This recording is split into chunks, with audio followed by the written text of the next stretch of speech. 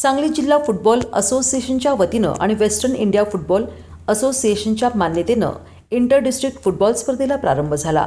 सांगली मिरज रस्त्यावरील क्रीडा संकुलाच्या मैदानावर या स्पर्धा 3 दिवस चालणार आहेत।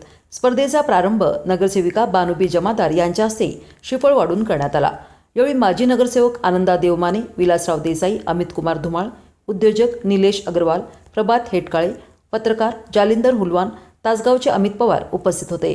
स्पर्धेला सहकार्य केल्याबद्दल या सर्वांचा सत्कार जिल्हा फुटबॉल असोसिएशनचे अध्यक्ष जग्गूबाई सय्यद यांच्या हस्ते करण्यात आला।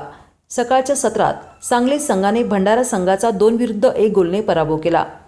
ठाणे संघानं जळगावचा 4 गोलने पराभव केला। सांगली आणि ठाणे संघानं अंतिम फेरीत प्रवेश केला असून शुक्रवारी सकाळी या 2 संघात अंतिम सामना होणार। सांगली संघाने परभणीचा 3 गोलने पराभव केला। सांगलीतील शाहिद नरवडे यांनी हॅट्रिक करत 3 गोल नोंदवले। सांगली जिल्हा फुटबॉल असोसिएशन मार्फत वेस्टर्न इंडिया फुटबॉल असोसिएशन यांच्या मार्गदर्शनाखाली इंटरस्टेट फुटबॉल मॅचेसचं या ठिकाणी सुरुवात झालेली आहे।